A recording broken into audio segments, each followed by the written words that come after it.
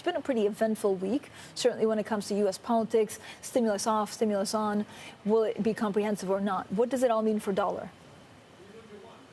Well, of course, what we've seen today with the dollar is that it is softening. And of course, that's a logical conclusion. Stimulus will be good for growth, not just in the US recovery, but of course, for the global economy too. So so the dollar pushes down because it is, of course, a safe haven. Of course, there's other good news too. We've seen some better data from China, the CAC and PMI, a little bit stronger too, and some hopes that with the Golden Week holiday, which has just come to an end, and perhaps more signs that will have brought consumption in China to perhaps balance that recovery, which to date has been to do with the manufacturing sector. So some good news to absorb. But of course, we all know that we still have lots of tests ahead, not least with the coronavirus and the greater number of cases in Europe.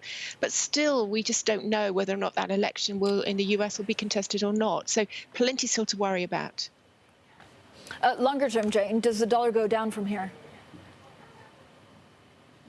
Well, again, that very much depends on the news. But what we've seen, I think, is a fundamental shift in terms of the dollar fundamentals. As long as those Fed lines remain in place, the swap lines, we have a huge amount of potential dollar liquidity. We're not going to get the sort of stress in the market that we had back in March. And I think with all of that liquidity there from the Fed, well, yes, the dollar fundamentals certainly have weakened. But I think we can still ask the question about really has the dollar perhaps have investors got too short for the dollar? Could there be some short covering?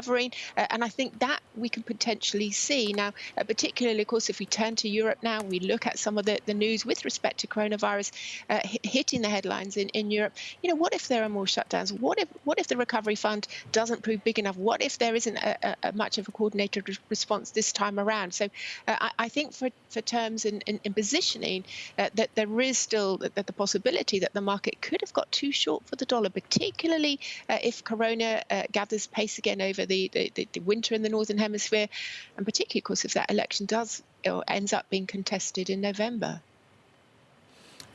Jane, in terms of currency pairs, where do you see the most news playing out? Is it euro dollar or is it dollar something else?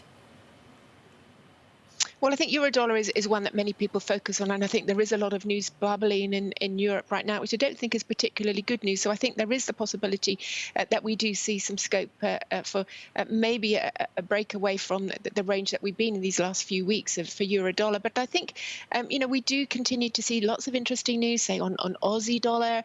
Will the RBA cut interest rates again? Will they stimulate again? You know, that's something interesting. And also that's driven by commodities too. But of course, the old faithful in terms of the potential for volatility is still sterling. We've still got a lot of confusion about Brexit, and also a lot of clouds gathering over Prime Minister Boris Johnson too. His popularity, of course, at a very low ebb amongst the party faithful, and lots of talks that many people in the party faithful would rather him be replaced at some point by Sunak. So even when Brexit is done and on the 1st of January, there's an awful lot to consider, both in terms of the impact of Brexit, whether or not it's smooth or not, and it certainly may not be smooth, but then on the focus on the Prime Minister himself.